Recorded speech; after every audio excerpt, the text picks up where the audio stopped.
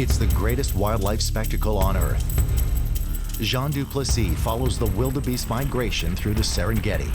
So there's a birth about to happen. She's right here in this group. The wildebeests have given birth. Now they head back north to face the crossing of the treacherous Mara River. There's a huge crocodile in the river. A croc of this size only needs one decent meal once a year. Jean aims to time his arrival perfectly. There's another very large group that's also pushing onto the river. But when and where they'll cross is anyone's guess. There are no timetables for these nomads of the Serengeti.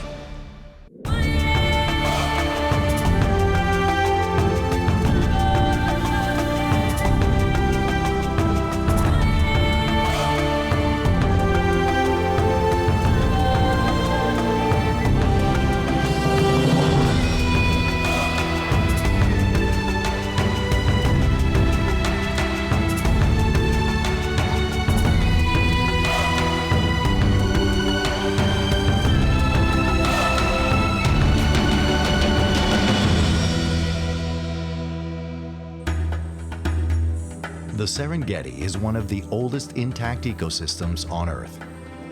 It covers an area nearly the size of Belgium and spans two countries, Tanzania in the south and Kenya in the north.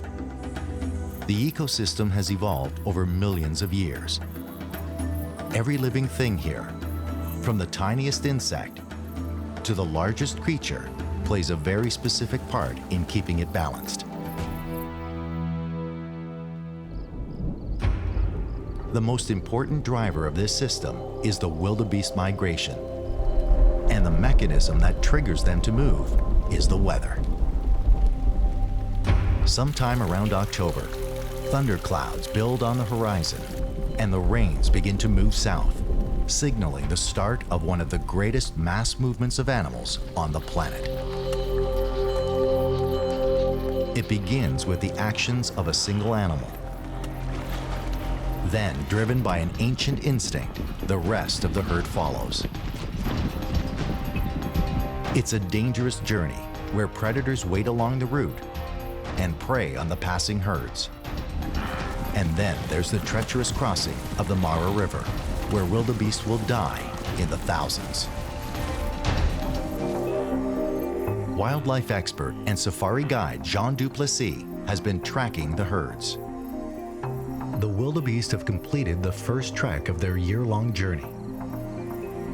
They've arrived on the short grass plains, where the females have begun to give birth in what is the largest mass birth of mammals on the planet. We just passed a female with her leg sticking out of her, so there's a birth about to happen.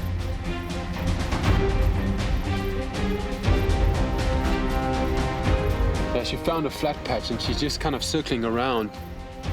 She's chosen the safety of the herd to give birth for obvious reasons. You know, hyenas, lions, and all kinds of predators are out on the prowl this time of the morning.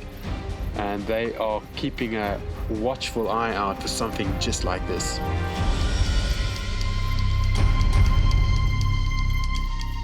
Yeah, it's gonna happen any moment now. There you go, she just stood back up. And yeah, that's like having gravity help her, but then there the baby drops. It's incredible, she's just coming around sniffing on the baby now. It's amazing how quickly this all happens. Yeah, it's about 5 to 10 minutes now, and the baby is starting to move around a bit more, and you know, it's kind of trying to stand up, pushing it up on its hind legs, but very off balance still. You know, this young guy will be ready to go in the next 5 minutes.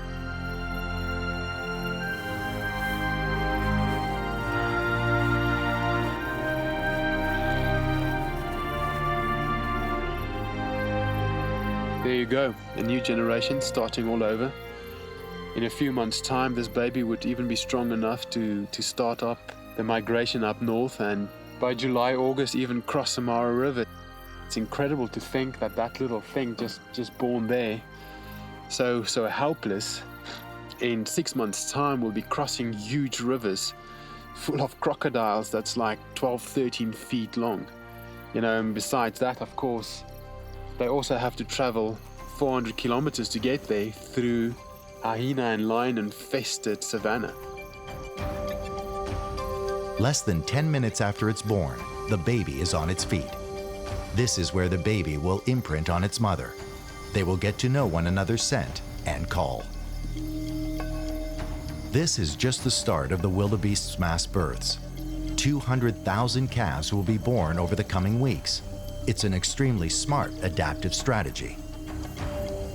On these open plains, the newborns are easy prey to the predators that follow the migration.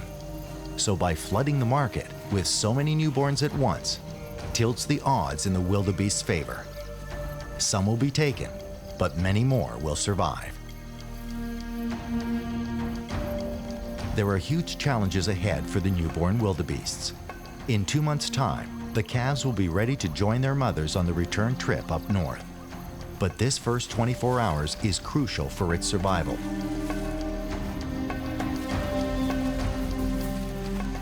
But with so many newborns today, the first day is a trying time.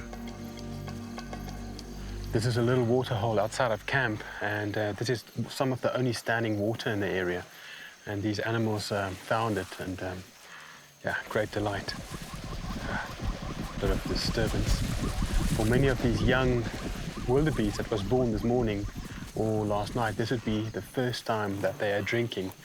And there's a little bit of pandemonium as the wildebeest start to run around. They lose their mothers, and there's a few of them just standing around. There's one here in the grass that clearly lost its mom, and a few of the adult females have been coming around just smelling it and showing a little bit of concern. I mean, this poor thing must have been born this morning early, and to already lose your mom. Yeah. Some interest. And there's a second baby that's also coming up now, even younger. That one is tiny. You can still see the umbilical cord hanging down.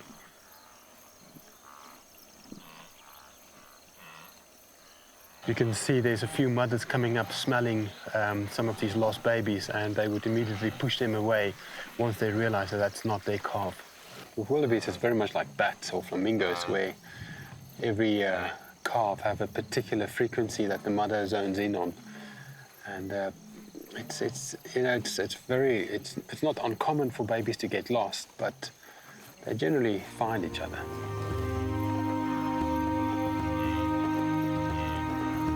Luckily for this calf, its mother responds to its cries, and the two are reunited. The pair head off with the baby sticking closer by this time.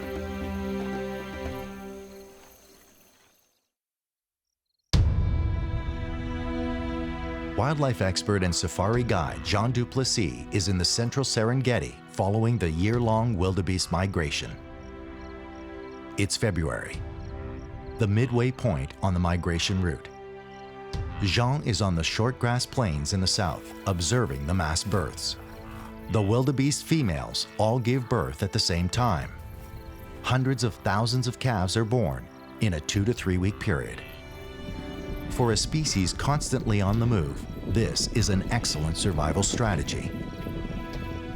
The newborns are vulnerable to the predators that follow the migration. The only safety is in numbers. So the female wildebeests have timed their births to flood the market. Some will fall to predators, but with so many young, the odds are in the wildebeest's favor. For the newborns, life starts quickly. The calves are up and running within 10 minutes of being born. The first 24 hours is crucial for these newborns. This is when they bond with their mothers. But in a massive herd, the little ones often get lost. Jean has found a calf wandering along a main road, alone. I just came across a baby wildebeest that's obviously lost, and what happens is they basically imprint on anything. So he saw this vehicle driving fairly close to him. He came running up to it, and at this stage of their lives, they're so dependent on a bigger creature taking care of them, hopefully being the mom, that even if I get out of the car, it will come right up to me and then kind of hope for some care. It's kind of quite sad. The baby heads off over the plains in search of its mother. Luckily, it chooses the direction that takes it back to the protection of the herd. And that's a good thing. Just up the road, Jean finds a predator. I just came upon a cheetah. She's down in a crouching position. It looks to me like she's hunting. She's looking at either like wildebeest. There's quite a few of them around, but there's also like 4 or 5 Thompson's gazelles here that she's more than likely after. And it also seems like these Thompson's gazelle are moving towards her, but also still not looking at her. There she goes.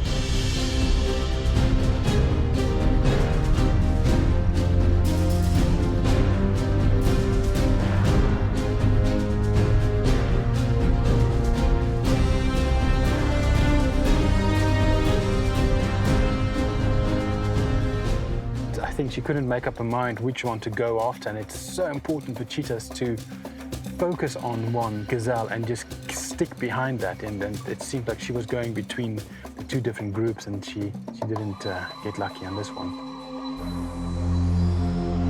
The cheetah has missed its prey.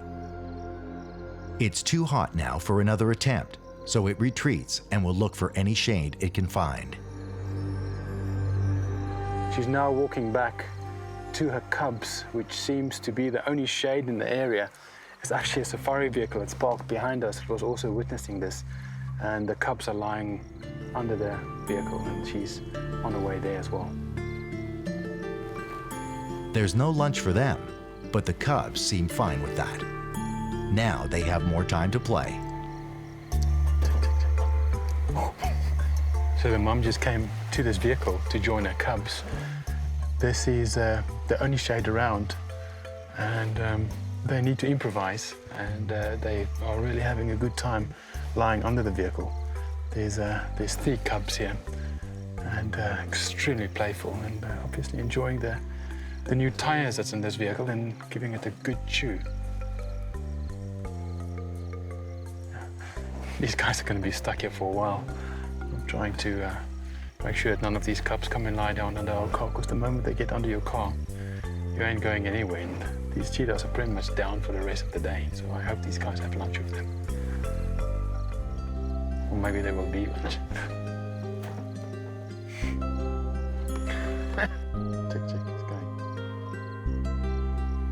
The tourists will have to stay put until the cheetahs decide to move, which will most likely mean a few more hours until the temperature starts to cool and the cheetahs head off to find dinner.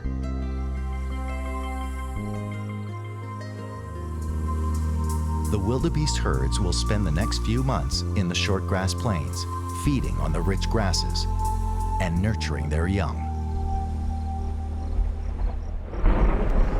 But soon the rains will start moving north, signaling the herds that it's time to get going again.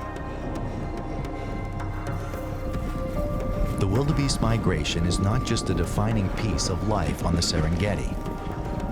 It is also a key driver of the ecosystem.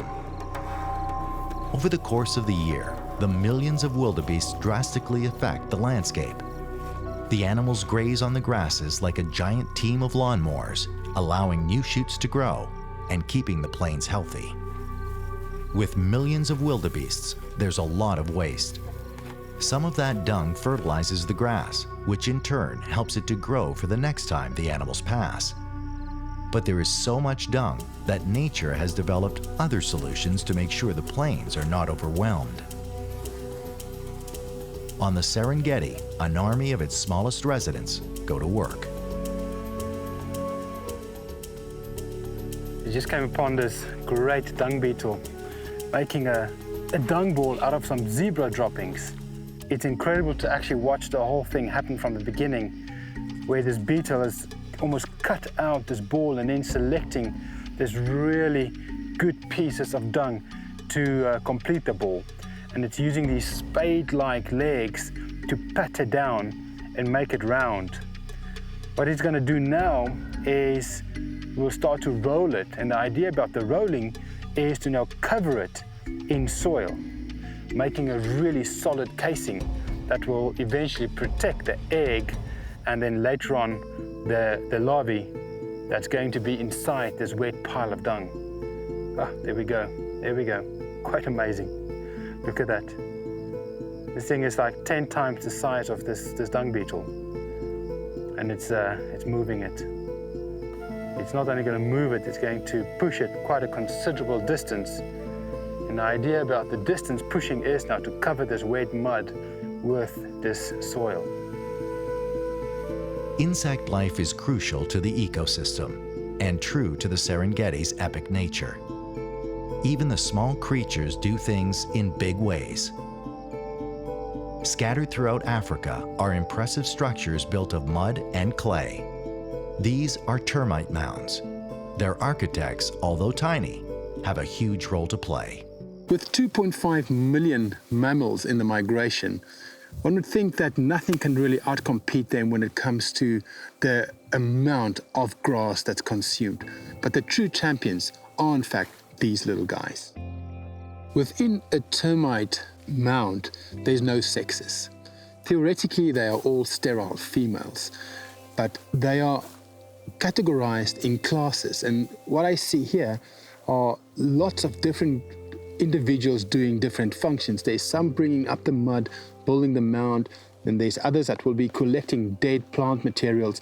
But then there's these big guys, the soldiers, who would just be walking around and they're constantly tapping their head. It's like a signal, and I'm sure they're a little bit disturbed with me being here, and that's a signal that they're giving that there is some threat close by, and their sole purpose will be to defend all these smaller ones, which are completely helpless. These harvested termites don't actually carry the dead plant material in the mandibles, but they would swallow it and regurgitate it when they get back into the mound. These plants then act as a substrate for fungi to grow in. That is what these termites eat. That's also one of the main reasons for these chimneys, is that it creates an air conditioning system that maintains a constant temperature within the mound of about 26, 27 degrees Celsius, and it's just a perfect environment for fungi to grow. These harvester termites eat enormous amounts of grass and plant material. Their eating habits and the placement of these mounds changes soil textures. In Africa, there's lots of different types of mounds that one can find, and the bulk of the mound goes down, and if I look down into these chimneys, it is at least 8 feet down that the actual air vent goes. Because these termites are not actually living inside the air vents, they've got no problem with other creatures making use of such a safe environment. This mound have a hive of African honeybees living inside here. I can constantly see them coming and going. But even more interesting is there's some sort of predator living in here, a small predator that predominantly feed off something like millipedes, because I can see a lot of millipede shells lying around, and there's even a dead bird inside. This is just such a fantastic entire ecosystem.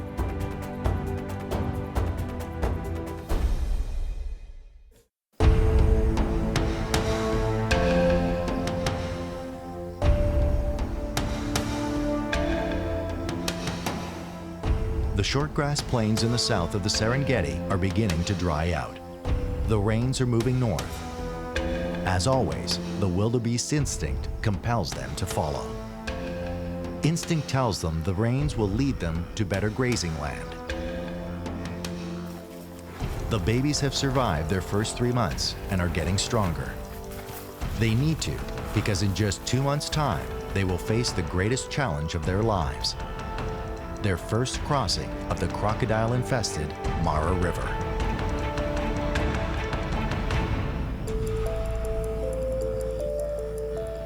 Wildlife expert and safari guide Jean Duplessis has been checking in with the herds at various points on their annual route. Along the way, he's taking time to explore some of the dynamic relationships in the Serengeti's ecosystem. The Serengeti is one of the few unspoiled places on the planet. This makes it a perfect place to see how an ecosystem evolves to support a variety of species.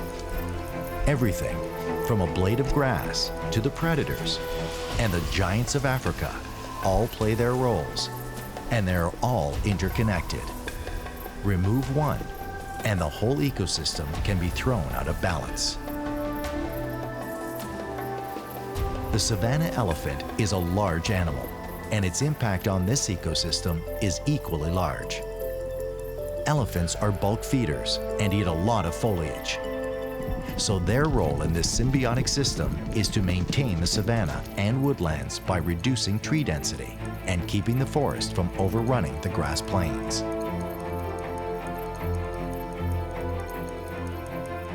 Some species flourish by developing a survival mechanism that draws some and repels others.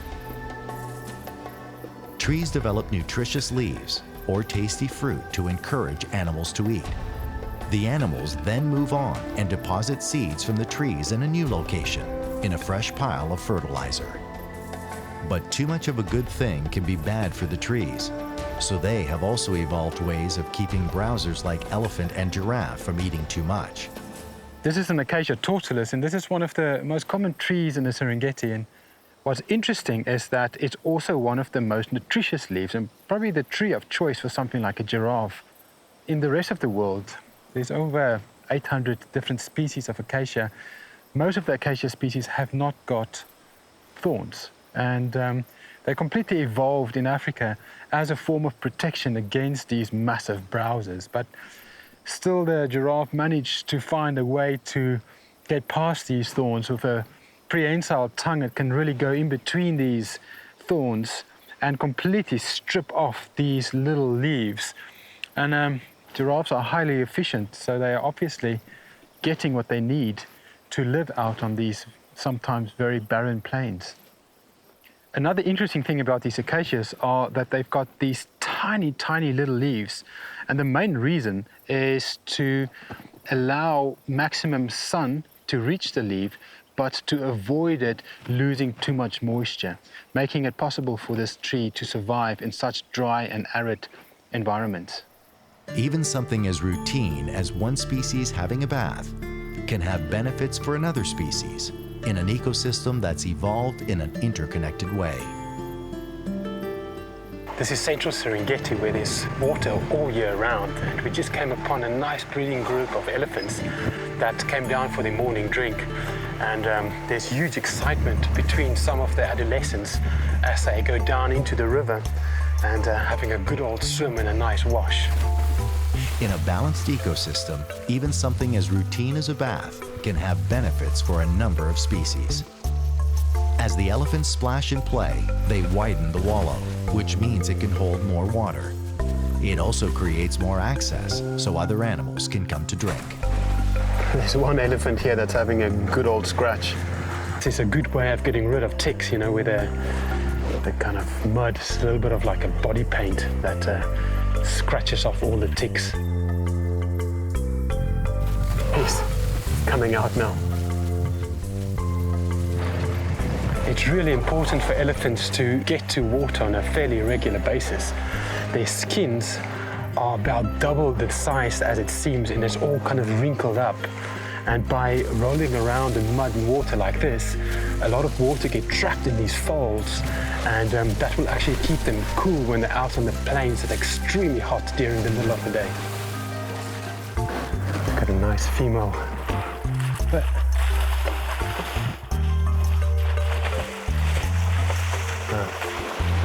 I think she didn't like me calling her a female.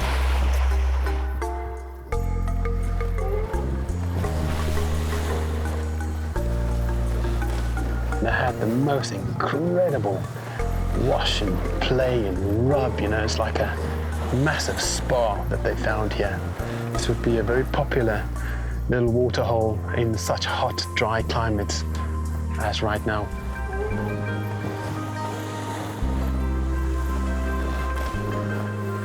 I heard one of these older cows make what we call a tummy rumble as one of their communication signals. That's generally a sign that they want some kind of movement. I'm sure one of these two here are probably the matriarch, and she's in charge of this little breeding group, and she probably feels like she had enough now and it's time to move on. And these younger ones does not seem in the mood to be moving on. As the central Serengeti enters its dry season and streams and rivers disappear, these wallows will become refuges for another one of Africa's great species.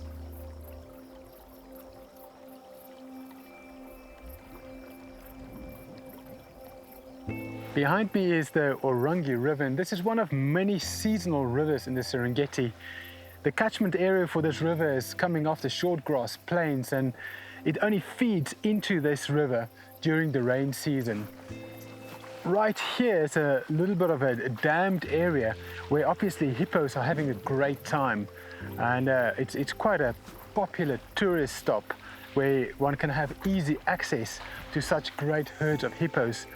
Unfortunately for these guys, as it gets drier and drier, all of this water will eventually dry up, and that can be quite catastrophic for hippos in extreme dry seasons. Fortunately, hippos do have a little bit of a backup system that can give them a few more days when it's completely dry. They release their own type of sunscreen that's referred to as blood sweat, and that will turn a hippo red and will give him another 2, 3, maybe up to 5 days to survive, hopefully waiting for rain to arrive. These hippos can have a bit of a tough time during certain times of the year, which is very different to hippos up in the northern Serengeti living in the Manyara River that's got a year-round supply of water.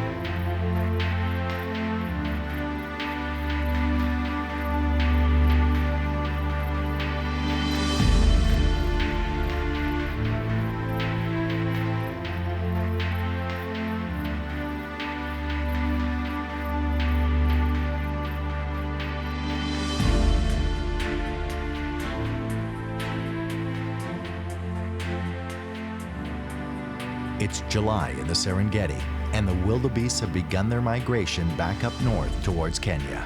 The newborns are getting stronger each day. They'll need that strength. In a few weeks' time, they will face their biggest challenge of their lives, the crossing of the treacherous Manyara River. Wildlife expert and safari guide Jean Duplessis has been tracking the herd since they began their journey 9 months ago.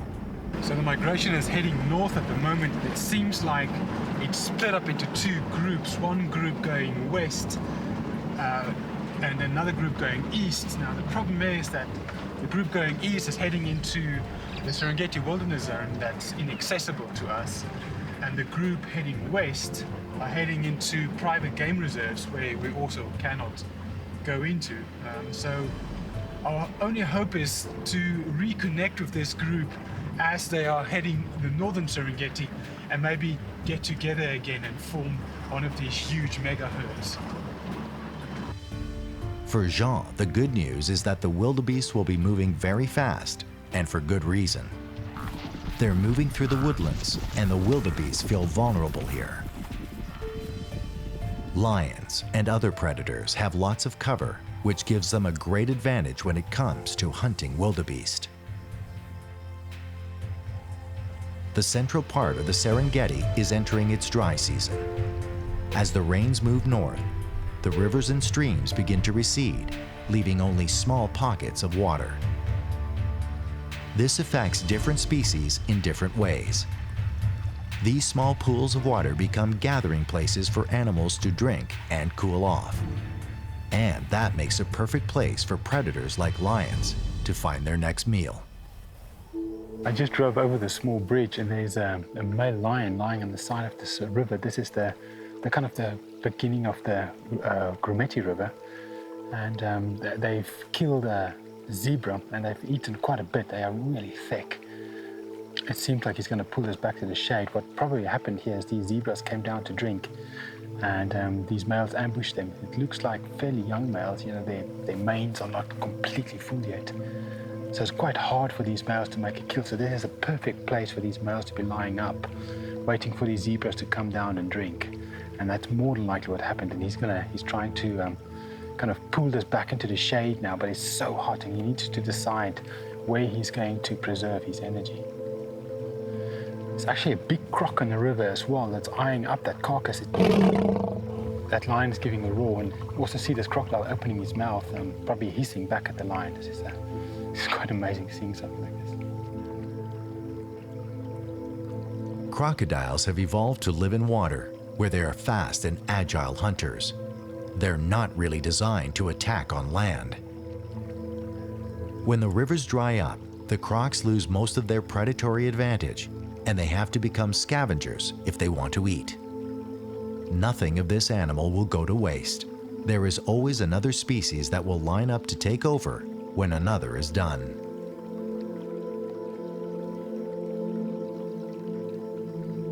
The lion is so stuffed, his belly is stretched, but even still, he is reluctant to concede defeat and leave his prize to the croc.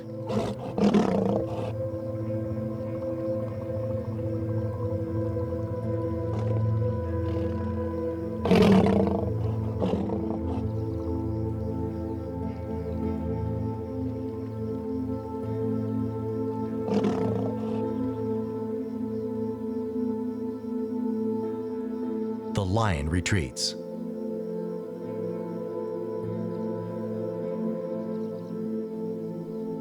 Backing off was a good decision for the young lion. Even on land and out of its element, a croc is a formidable foe. It has the strongest bite force in the animal kingdom, at least 3 times that of a lion. While the crocodiles in this little river do what they can to get a meal, their brothers in the Mara River are in their element and getting ready for their annual feast.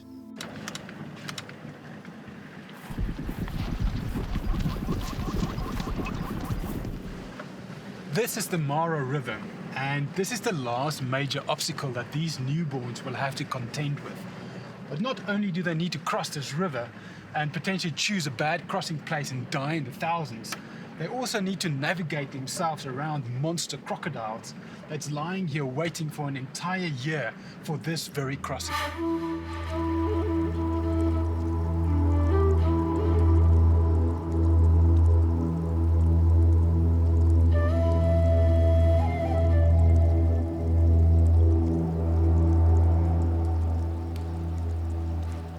There's a huge crocodile in the river.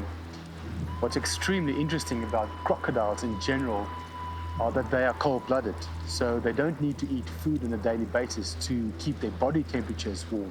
A croc of this size only needs one decent meal once a year. These huge Nile crocodiles are probably our best look into what massive dinosaurs look like. They have stayed unchanged since the dinosaur era, and probably the best example of something that's so custom designed to the way they live. And they didn't need to evolve much since those early days. You know, they can completely submerge themselves with only their nostrils and their eyes above the water, and still even then it just looks like 4 pebbles that's in the river, and get right in close to make effective kills. For us to experience crocodiles making a kill, it's very important to be here the moment these first herds of wildebeest will arrive at the riverbanks and start crossing, because that's when a crocodile will more than likely make a kill.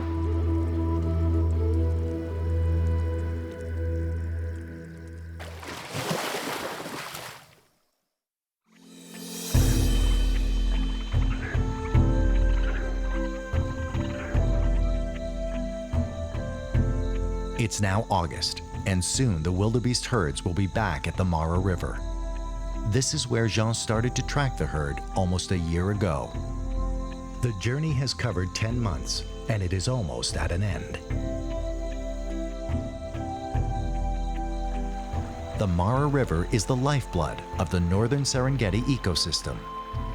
It spans 2 countries, beginning in the highlands of southern Kenya, snaking its way across the Tanzanian border and emptying into Lake Victoria. Its constant flows divides the park into 2. The wildebeest are headed to open grasslands on the opposite side of the river, where they'll spend the next 3 months. I'm on my way to try and find the front end of the migration, and this time of year they already should have been kind of all over the northern part of Serengeti, but I'm just driving hill after hill and plane after plane, and there's absolutely nothing out here, and it's a little bit disheartening, to just not see a thing around.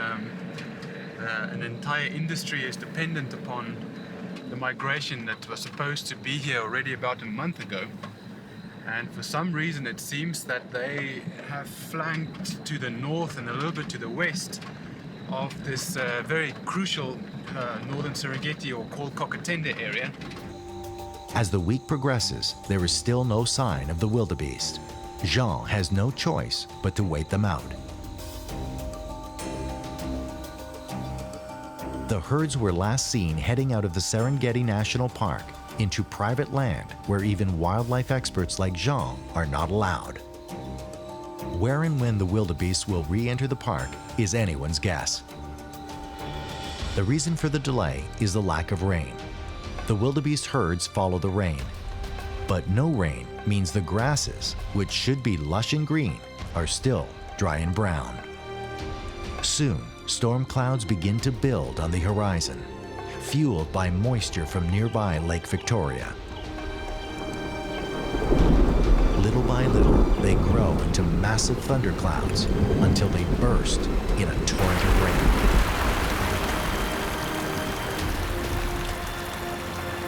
These short, intense storms crisscross the northern Serengeti and head towards the grasslands north of the Mara River.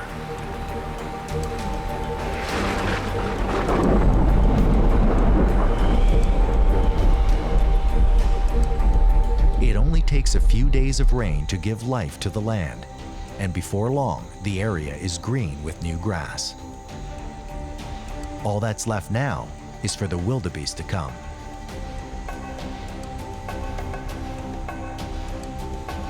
So I arrived in the area a little bit early.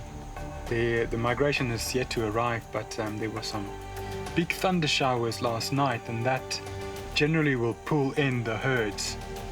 So there's not much more to do but to sit and wait here, and I can imagine worse places to wait than here in the Serengeti. And with the rains, the wildebeest begin to move. Now the question is, where will they show up?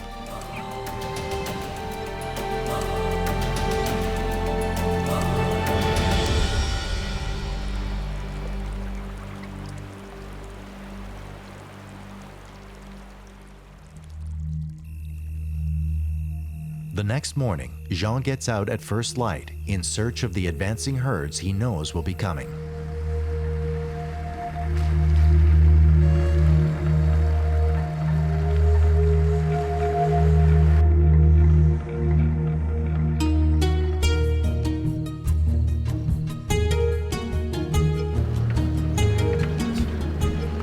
In front of me is where we saw that storm last night, and an area in front of us is called Bolagonja, and behind me is Kokatende. And I suspect to find the big herds just over this rise. But the big concern is that if they just go slightly east, they can go into Kenya and cross the river in the Masai Mara, which is on the Kenyan side, meaning that the entire northern Tanzania is going to miss out on seeing a migration and river crossings this season. Kenya is actually just a couple of kilometers over that way, but to reach that, we have to go all the way back to Arusha, and that's about a 2-day journey to then get into the Masai Mara. So I really hope that the animals that's potentially in front of us is going to swing west and come a little bit downriver, and do have a couple of crossings down the Tanzania side. But Jean doesn't have to wait long. Just over the next rise, he finds that the wildebeest have arrived. There are so many animals, they dominate the plains and surrounding hills. We just crossed a little stream, and all of these wildebeest are coming down to drink. It's about midday, very hot. So there are thousands around. They are moving towards the Mara River to make the crossing. Now the question is, where will they cross? Will they head into Kenya, or will they stay in Tanzania? A male shows interest in a passing female. It will soon be the annual rut when the wildebeest will mate again. For now, though, they have a river to cross. So we just came over a hill and we hit the Manyara River, and there's a big group of wildebeest that's starting to pack along the banks of the river, and this is normally a good sign of them wanting to cross. The general direction is to keep on going north, so these animals are definitely lining up for a crossing. It might happen today, might happen tomorrow morning. I mean, the only way you're going to see it is to hang around and wait.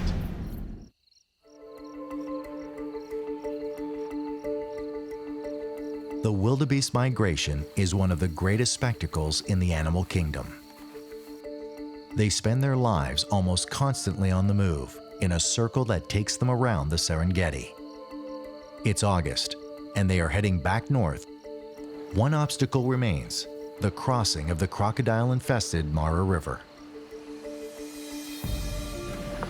So we just came over a hill and we hit the Manyara River, and there's a big group of wildebeest that's starting to pack along the banks of the river, and this is normally a good sign of them wanting to cross. It might happen today, might happen tomorrow morning.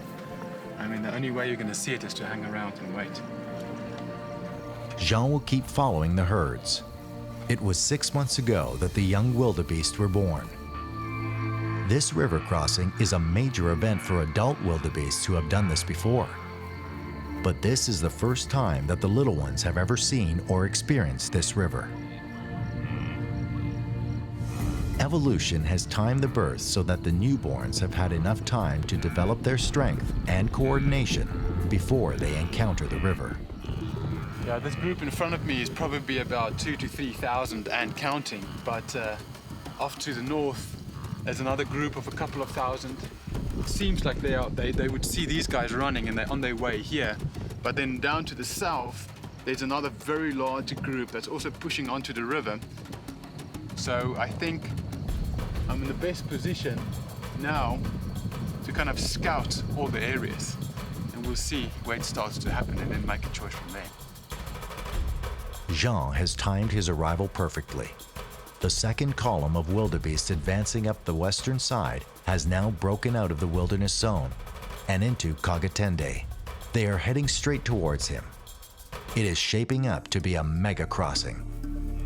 In spite of the presence of thousands of wildebeest on the shores, the crocodiles lie still. Crossing point after crossing point is passed up as the lead animals assess their chances of survival. Finally, they choose.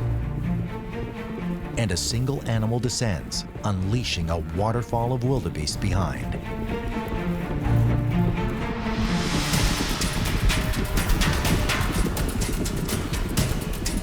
These animals don't plan to wait. They are ready to cross.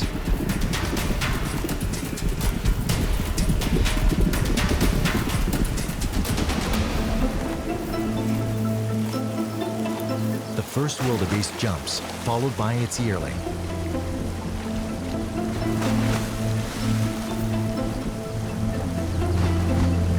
The others follow in behind them. Within seconds, hundreds of animals begin to snake their way across the river.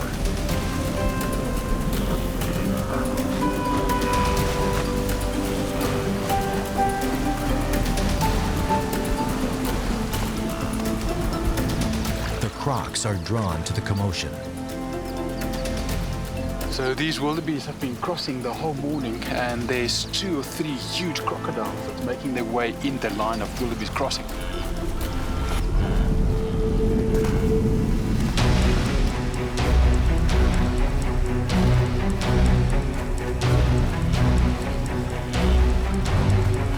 The crocs get into position as the wildebeest struggle to get up the other side. Having seen the crocs, the rest of the herd stops crossing.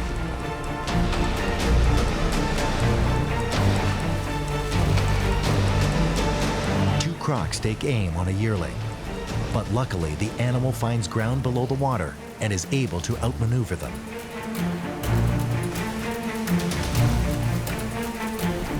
They quickly scramble up the far bank to safety. One of the crocs has caught a wildebeest.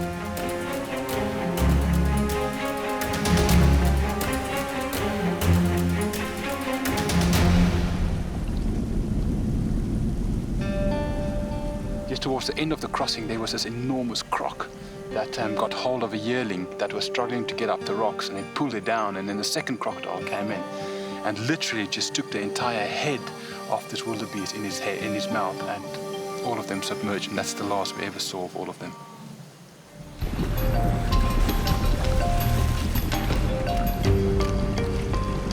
With too many crocs to contend with, the wildebeest have moved on to a new crossing point just downriver.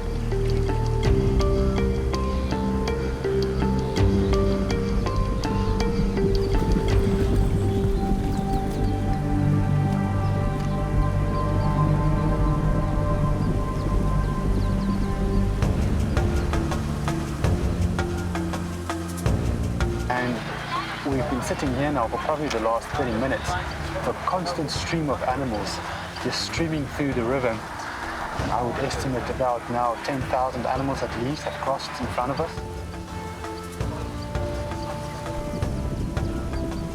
The wildebeest live out their entire life cycle as a tribe of nomads on the Serengeti plains. Constantly on the move, stopping only briefly before they follow the rains again in search of the next green pasture. They have evolved as great sustainers of the plains, caretakers of the land, and also food for the predators along the way. It's a naturally evolved, perfectly balanced ecosystem, with every blade of grass, every creature on land, and bird in the sky playing its part in this continuous cycle of life on the Serengeti plains.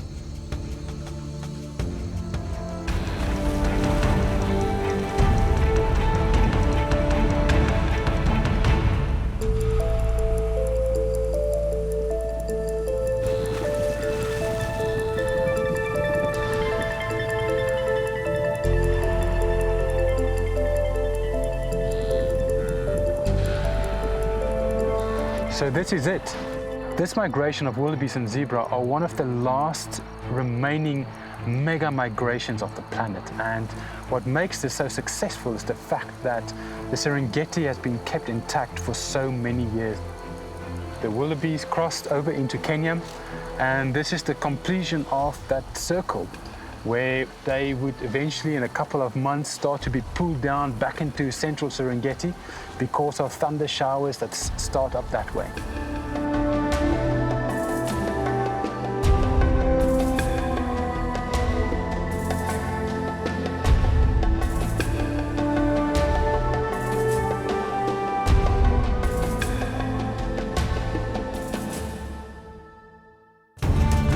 Wildlife expert Jean Duplessis descends into one of Africa's great natural wonders. This is really like Eden. It's hard to imagine how it can really get better. The search is on for one of Africa's last great tuskers. I'm driving to an area of a huge amount of wildlife, and we're looking for the big bull elephant. He encounters a unique truce between two apex predators. The crater floor must be the ideal environment for hyenas. And then he journeys to a secret waterfall. It gets really busy around these falls, and it just gets more and more intense.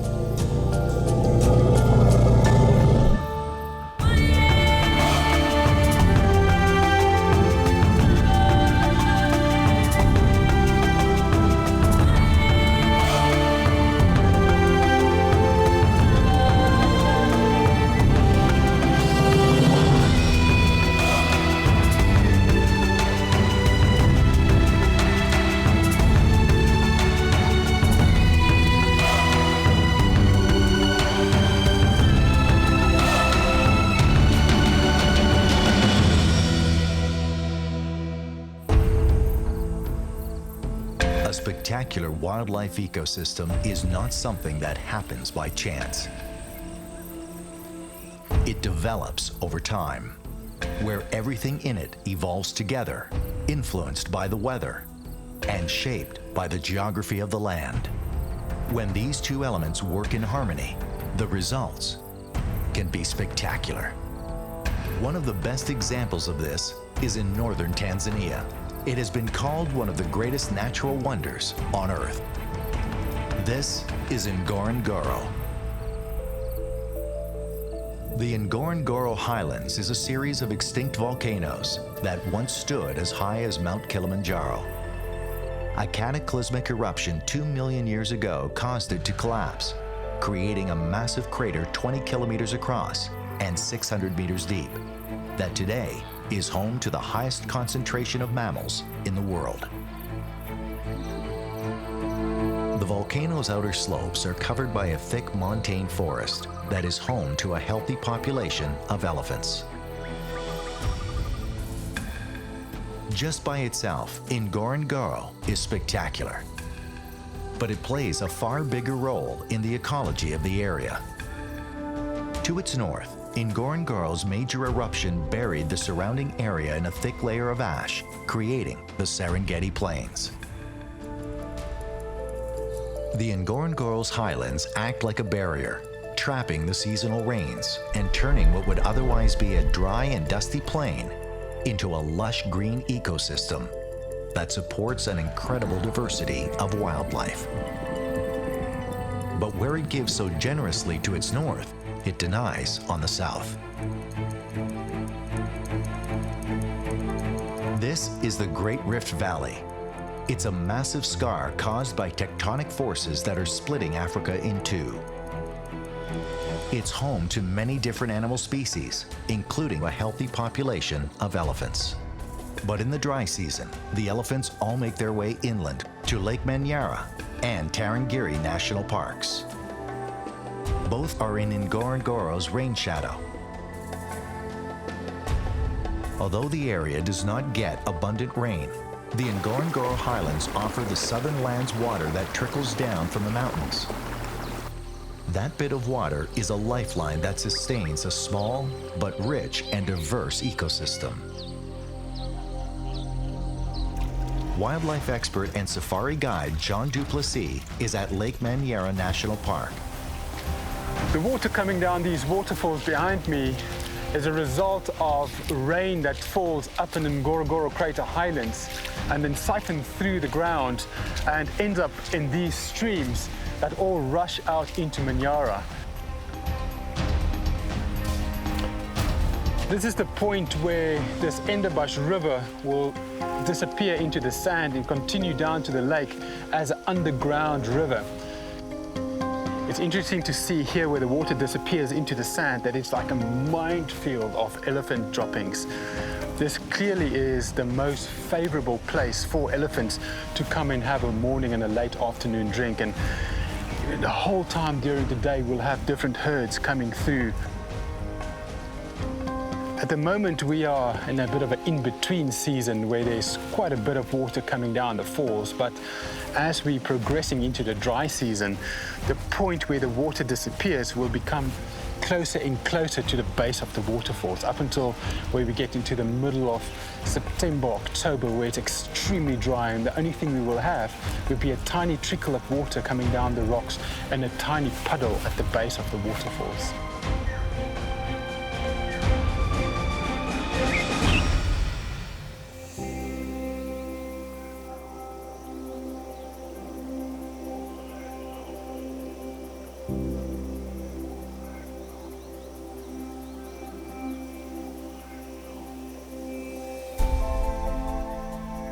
It's now September and well into the dry season. The rains in the Ngorongoro Highlands have stopped and the waterfalls have been reduced to a trickle.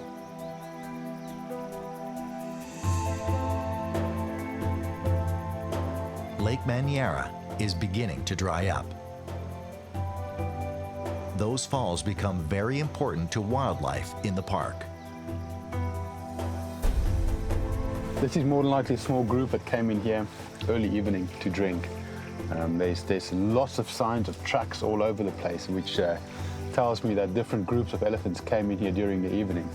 The water here must be some of the only water remaining in this Rift Valley system.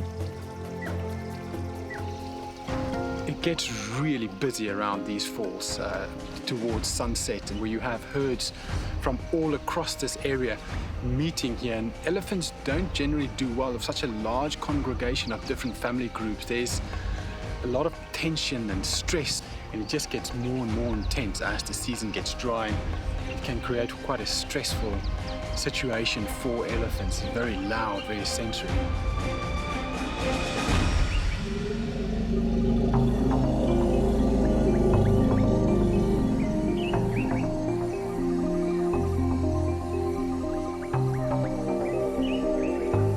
There are so many females drinking at the falls that it attracts the attention of a male elephant that has come into must.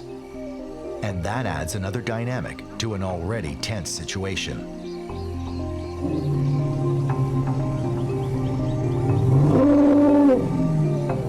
Must is a periodic condition that signals the elephant's intent to mate.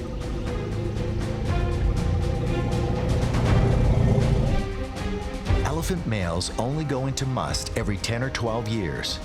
When they do, their behavior becomes erratic, even dangerous.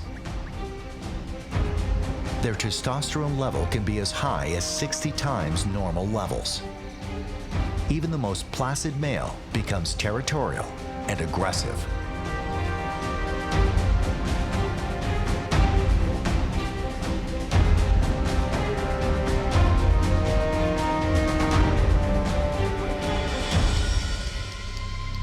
Judging from his size, this elephant is about 40 years old.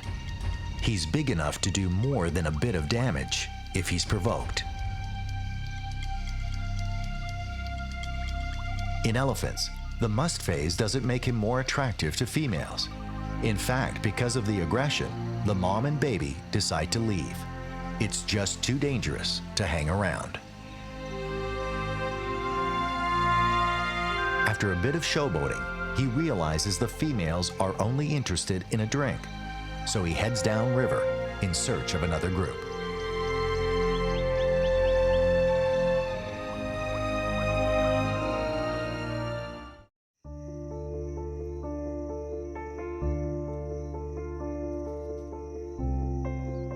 It's now October in Tanzania's Rift Valley, and it's several months into the dry season.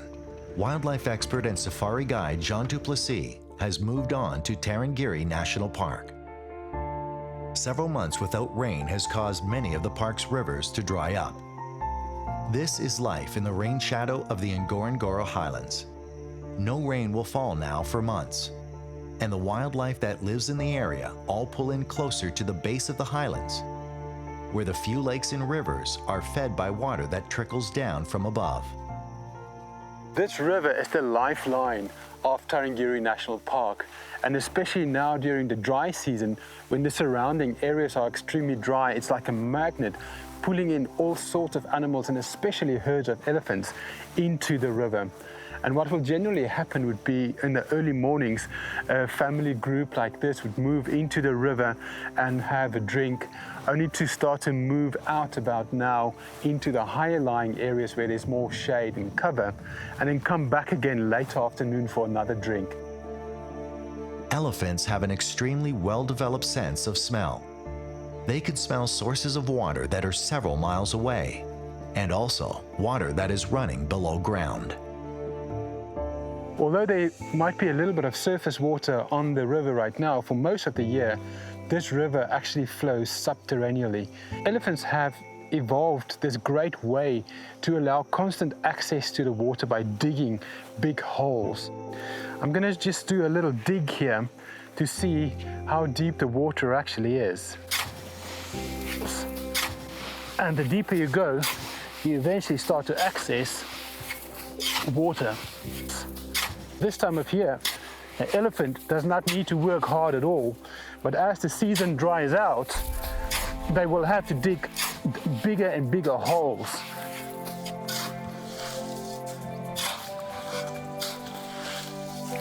And then as other animals come, like zebras, the sides will fall in and it will become larger and larger. So eventually to have quite a nice pond. And the water is a little bit dusty now, but in a few minutes, this water, the dust will settle and it will be very clear.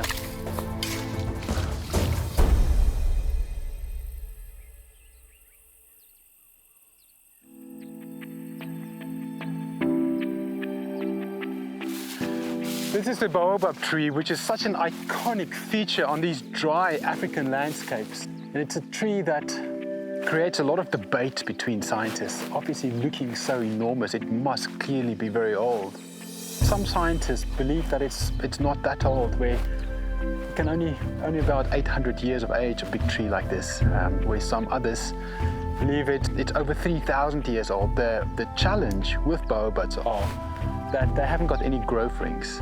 The tree is actually hollow inside and very, very fibrous and actually quite soft. And generally softwood trees will grow quite fast. These trees form the most incredible habitats for all sorts of animals, from insects all the way through to man. And it's commonly known that these hollow insides of baobabs have formed houses, hides, and even shops to some human communities. Out here in Tarangire National Park, where this is probably one of the most common features of the park, it's home to baboons, leopards, quite commonly occupied by an owl. The danger for these trees are when a severe drought might hit a system, that elephants can actually completely destroy them. If too many elephants start to feed on it and use their tusks to break off pieces of tree, it will kill a tree. One can clearly see here how the bark has been ripped away by elephants, and there's some tusk marks here where elephants will come in and put their tusks in and rip out pieces of this bark. Almost all other trees, when the bark is stripped completely around the tree, will die because nutrients cannot move up and down anymore. But baobabs are completely different, where it's not dependent on an outside bark. These trees will continue to survive, and that's a great feat to survive in an environment full of elephants.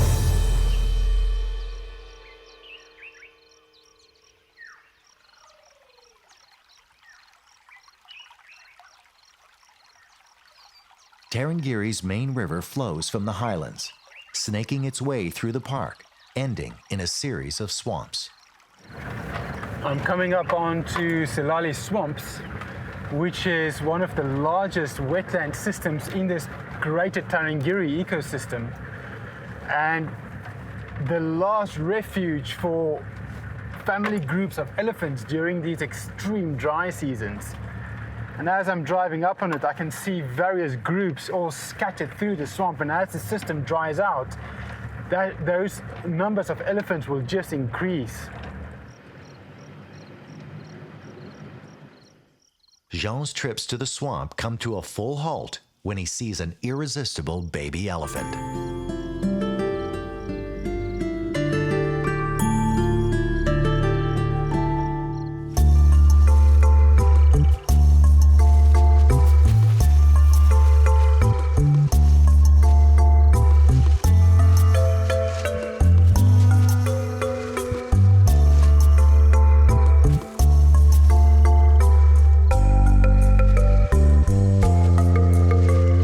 Is really having a good time thrashing around in the water. It's interesting that none of the other elephants are in there, and it's clearly having a fantastic time, just rolling around, getting completely submerged.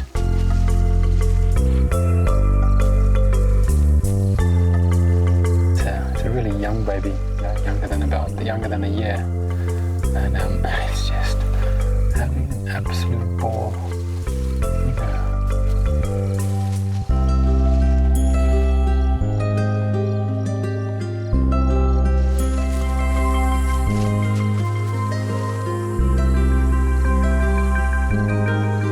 Is younger than a year, and a good way to tell age at such a young age is that they can fit under the belly of a mum. That's generally an indication of being younger than a year.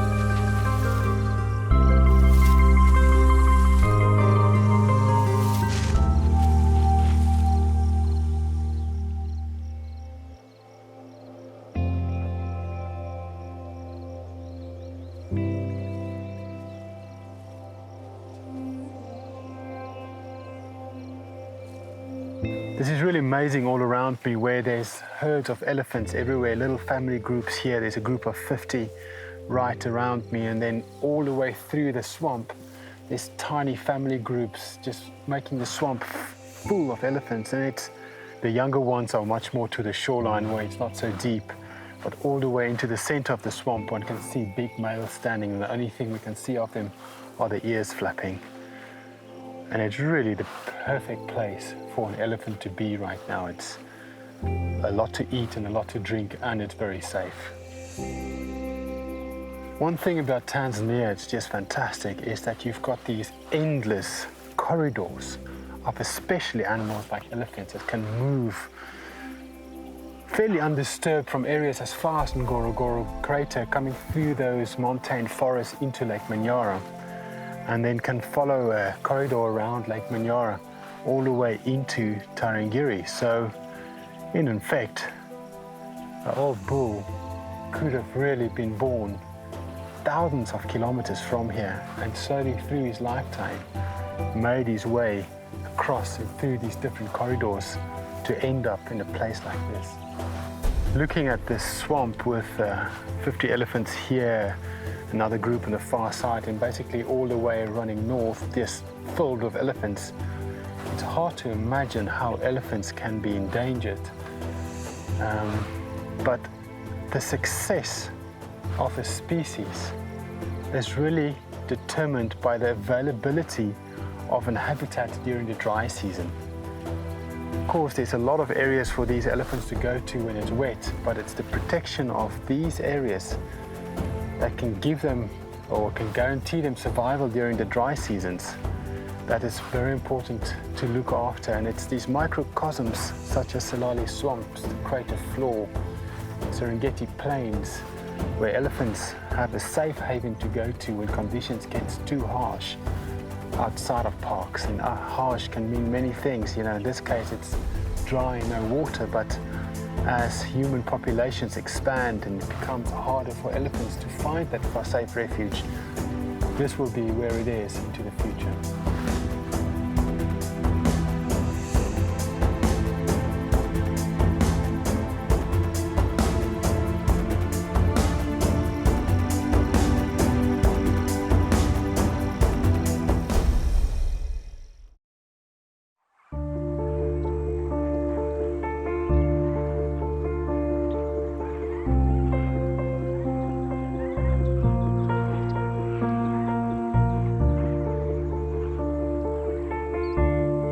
To the southern side of Ngorongoro, the dry season runs from May through to October, when the short rains begin.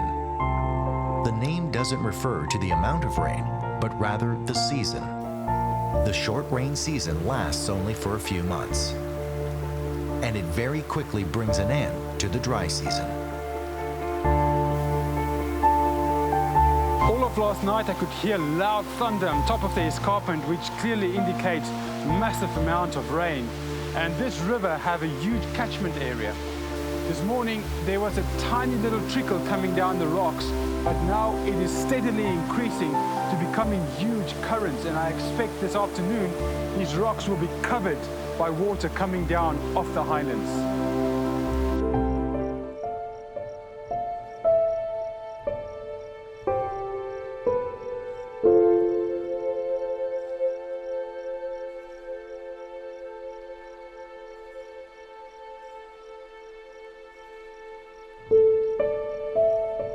After the pools at the base of the river fill, water begins to flow.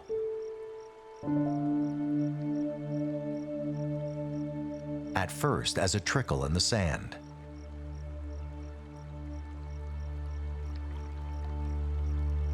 As the water from the highlands begins to collect in the tributaries, the river suddenly swells, and within an hour, huge torrents of water arrive at the falls.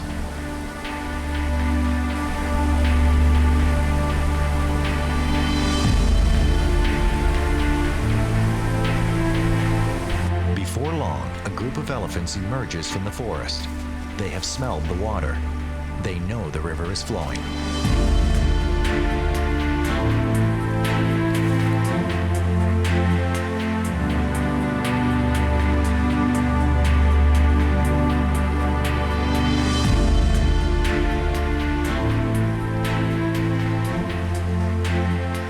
It's been a long, dry season for these elephants. For elephants, water is not only crucial for drinking, they also need it to take care of themselves. An elephant's skin is thick and requires the moisture to help keep it healthy.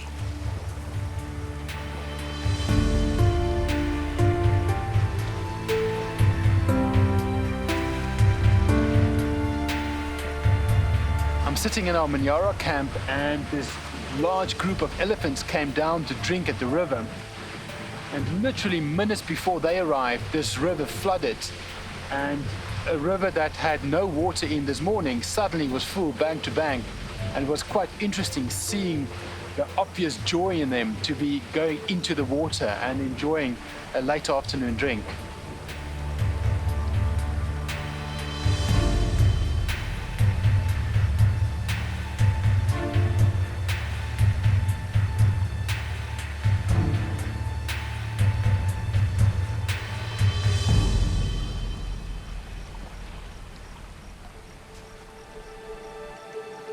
As the water flows, it rejuvenates the land, the trees, and forests that so many other species depend on.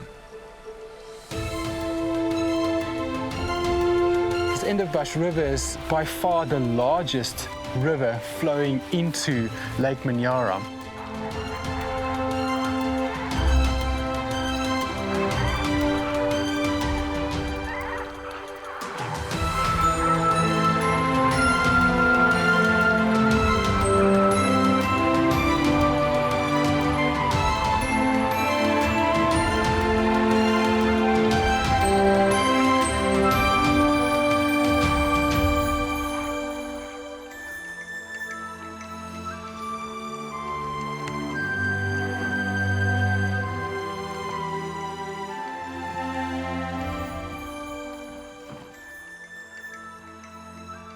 This is Lake Manyara, and this is where all the water from the highlands eventually end up in.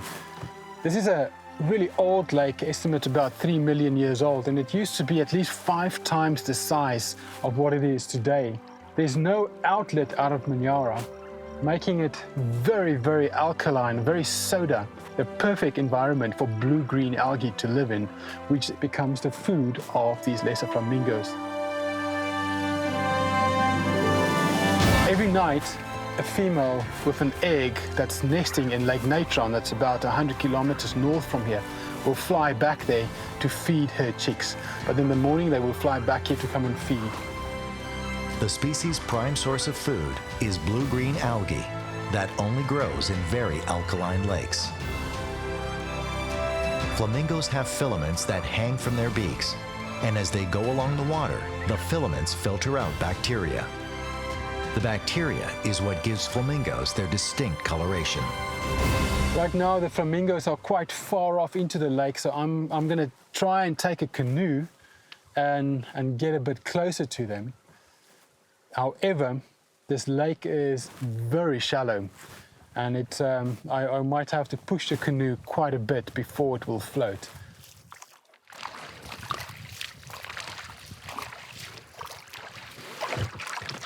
See if we are stuck. Nope, there we go. I'm going to head a little bit off to our right.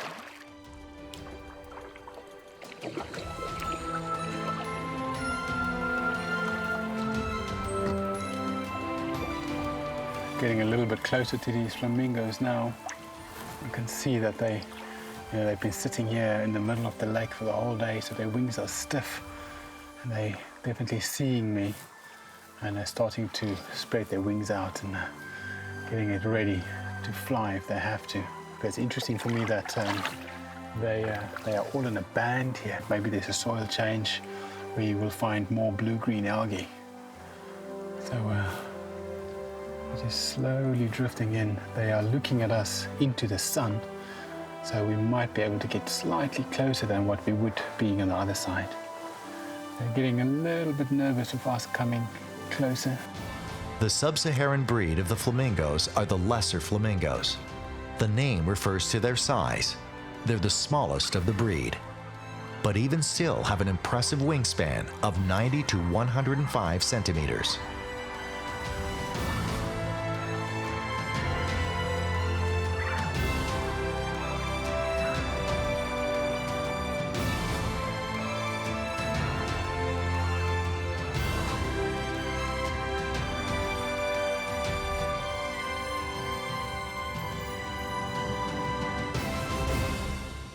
Back on the shores, Jean comes across another unique natural event that is brought on by the first rains. I'm on the shores of Lake Manyara and the sun is setting. And as the sun's going down, one can see this reflection of millions of strands of silk. And it's really interesting what it is. It's newly hatched spiders that's doing something called ballooning. So they would climb to the top of a kind of piece of grass and just start to release silk. And as the silk gets longer and longer, eventually the wind just lifts up this entire spider and blows it away.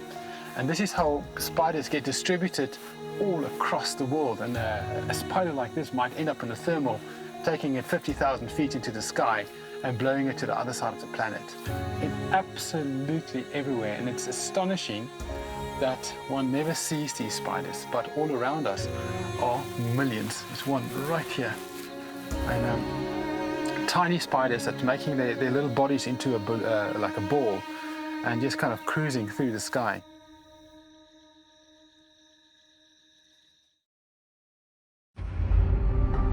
Wildlife expert and safari guide Jean Duplessis has arrived at the Ngorongoro Crater. It's a spectacular volcanic caldera that was created over 2 million years ago, when the Ngorongoro volcano erupted so violently that it collapsed into itself, forming a perfectly symmetrical crater 20 kilometers across and 600 meters deep. Today, the crater floor is home to the highest concentration of wildlife in Africa, including all of Africa's most iconic animals, like lion and hyena. It's also home to a number of Africa's last big tusked elephants. The big tuskers are older males drawn to the crater floor's many swamps. There is one elephant in particular that is of interest to Jean.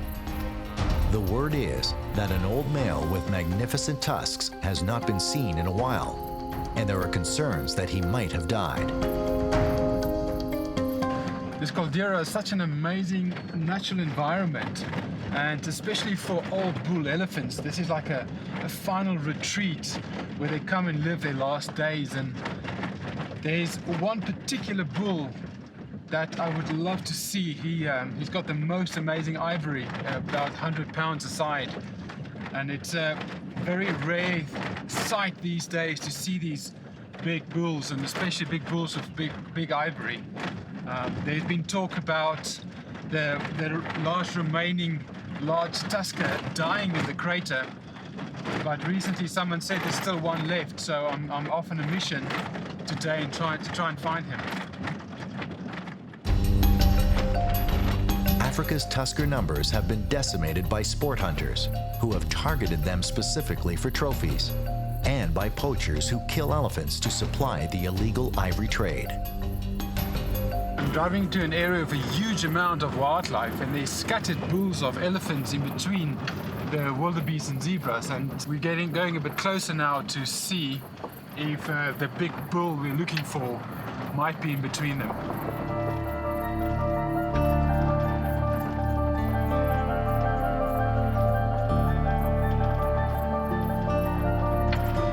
Look at this group of bulls ahead. There's 5 or 6 over here, but quite a few more groups off in the distance, and then some scattered lone males as well. So I'll pull up here and start to scan them a bit, because the best way to see them is to just stop and take your time and look through it.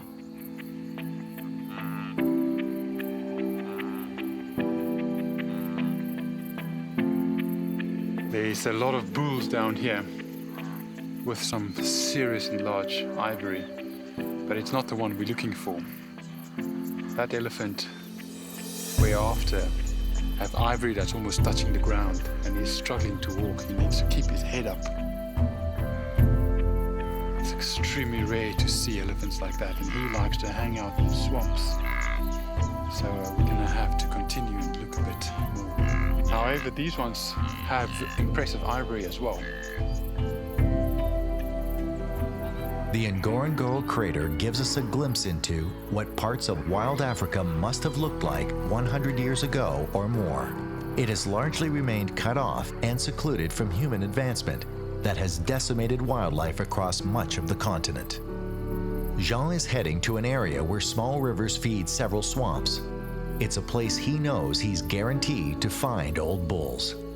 I'm at one of the major waterholes in the crater, and we found a great old bull elephant in it. And this is a great example of why elephants kind of make the crater almost like a retirement home. Elephants have 6 sets of molar teeth through their life, and they gradually use those up as they grow old. And when they are between 55 and 60, they've generally used up all of their teeth. So it's very hard for them to live out in the forests and feed on things like bark and twigs and stuff. So they need to come down to places with swamps and soft grass, and the crater floor is perfect for that, with quite a few of these little swamps. This guy's having a good old time feeding on some of this water lettuce.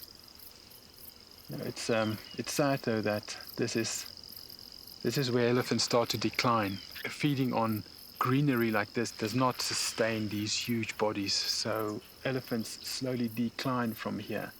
And that's where the term elephant graveyards come from, because generally elephants would die in swampy areas like this. And this morning we've already seen a huge amount of male elephants on the floor, and I think that number is increasing the whole time as there's males on the rim, of course, that's getting older. Ngorongoro has resisted attempts to change it. At the turn of the century, German settlers tried to colonize the area and cultivate the crater floor. They tried to clear the area of all its wildlife, but it was a losing battle, and they gave up and moved out. Ironically, it was because of sport hunting that the area ultimately won its conservation status. It became a protected area in the 1920s as part of the Serengeti Game Reserve. Now its healthy population of animals living their natural lives is bringing in tourists. Some feel that tourists coming through in vehicles is an environmental problem in the making.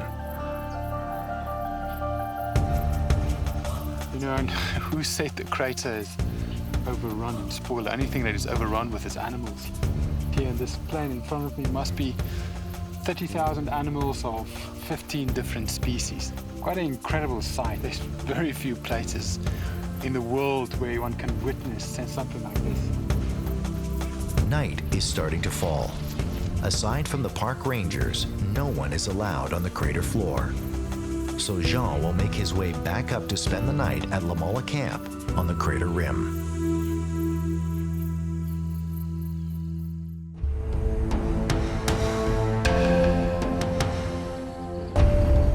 Wildlife expert and safari guide Jean Duplessis is in the Ngorongoro Crater, where he is searching for one of the last great tusker elephants. Tuskers are elephants with enormous ivory, and they have been in steady decline in Africa because of sport hunting and illegal poaching for ivory. He is searching for one particular male, a legendary old and rare elephant with tusks so huge it has difficulty lifting its head when walking. The elephant has not been seen in some time, and no one knows if it has moved away from the crater floor or if the great tusker has died. It's day 2 for Jean's search, and he is out early.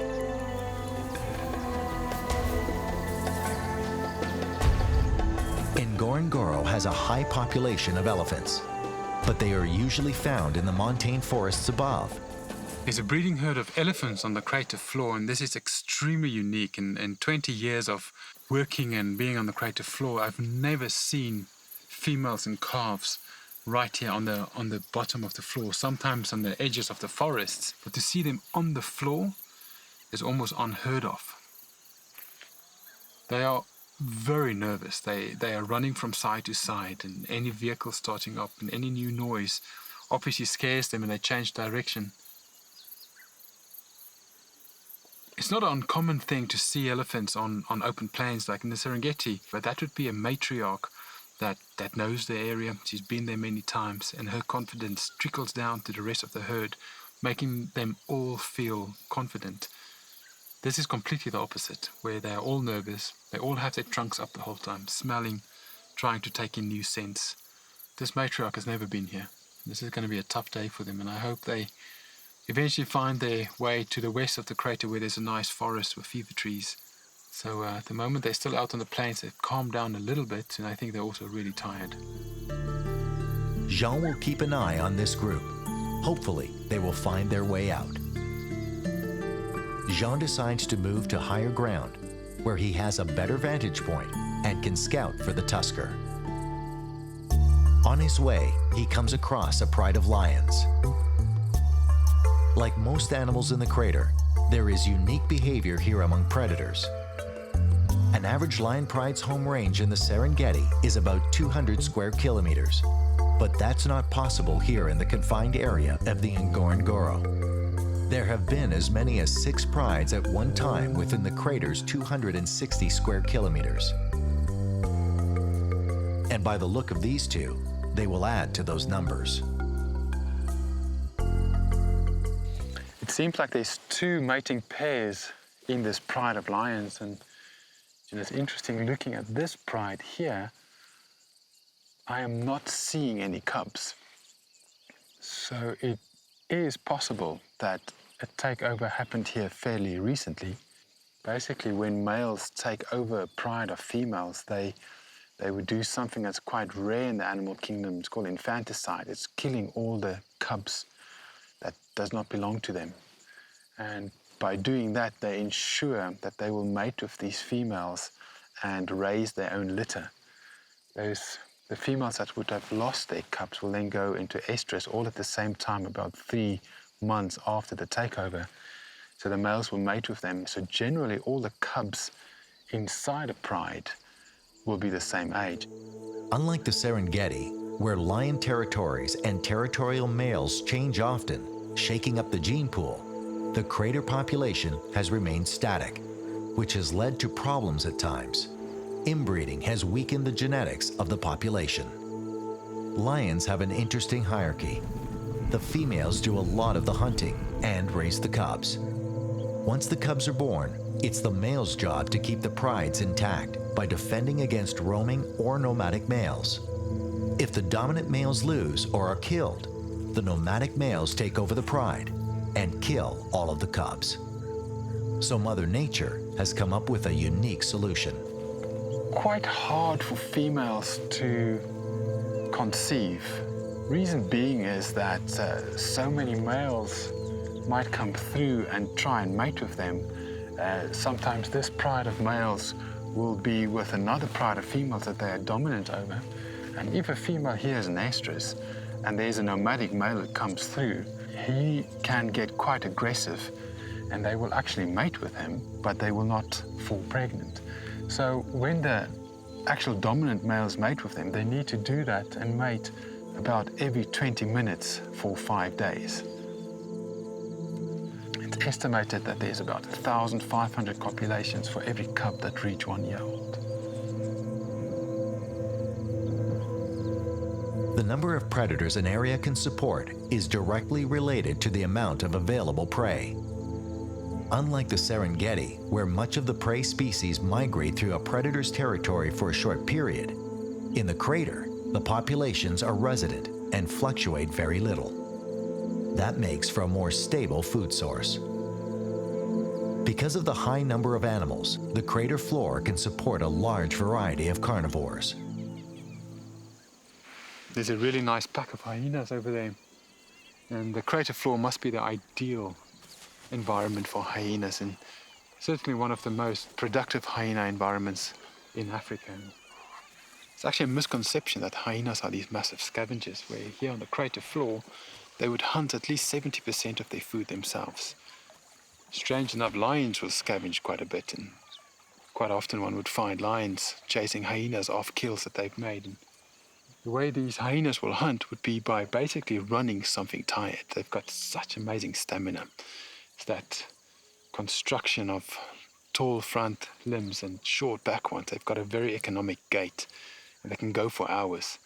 And they would find a wildebeest and stick behind it for hours until that wildebeest can't move anymore, and then kill it.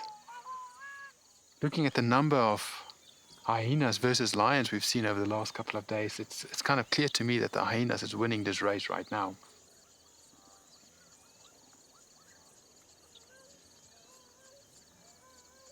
There's a really nice group of hyenas here with a lot of young pups. It's pups of different sizes and ages, and there's 2 females. It's probably from the 2 of them. Within a hyena clan, there's a lot of jealousy and competition because of a hierarchy.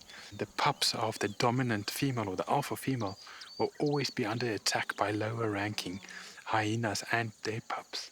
Hyenas also have extremely rich milk, so that enables a mother to go off and hunt, feed, and potentially stay out there for a night or 2 before she will come back and feed her cubs, and the cubs will survive just on the milk that they drank before. This female off here to my right is a little bit bloody. She might have been in a fight, or they might have made a kill last night.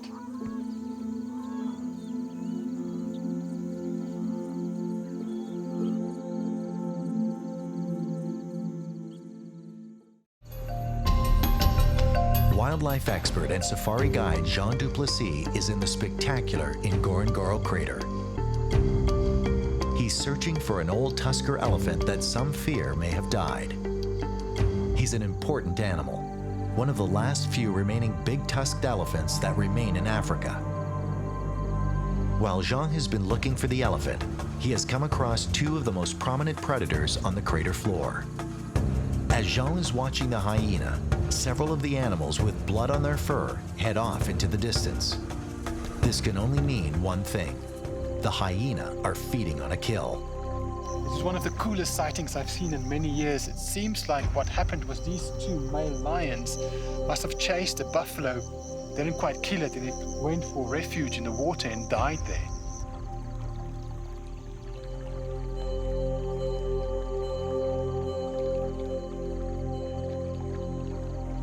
And these hyenas must have seen what was going on, and now they are literally diving under the water, completely submerged, to take mouthfuls of meat.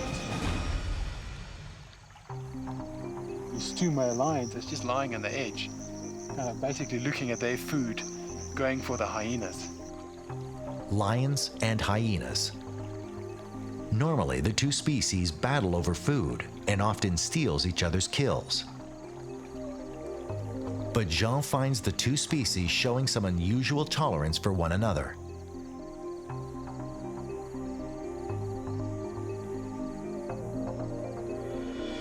While Jean has been focusing on the situation between the lions and hyenas, something incredible happens.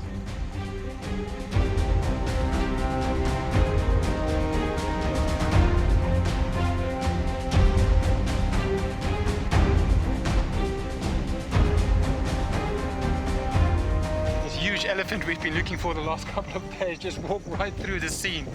I mean, when in your life have you seen something like this, where you have these hyenas in the water, 2 male lions, and this the biggest elephant in the crater, and probably in Africa, walked right through this picture. It's incredible.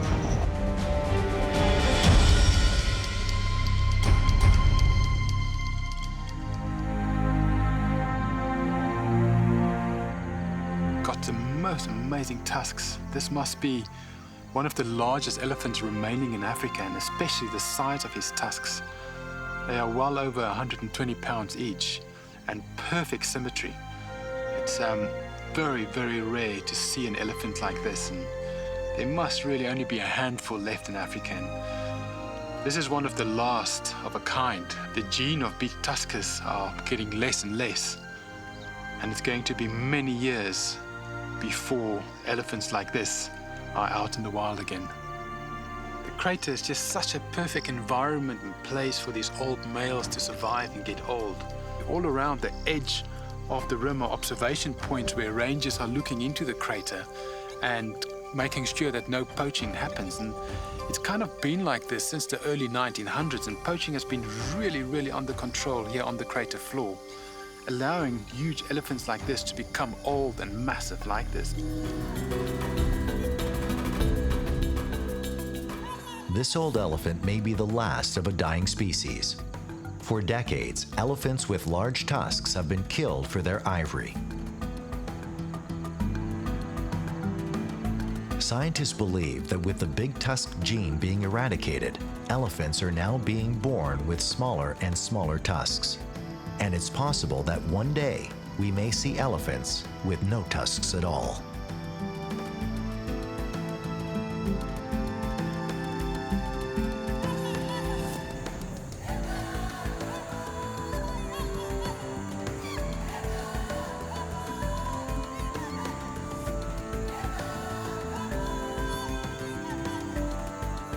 For now, though the Ngorongoro Crater, formed more than 2 million years ago, remains a refuge for the old tuskers and their offspring, its geology has made a barrier that has allowed animal species to survive and thrive, giving us a glimpse of what Africa may have looked like if human populations had not moved in and demanded greater and greater resources, putting its own survival ahead of these truly magnificent species.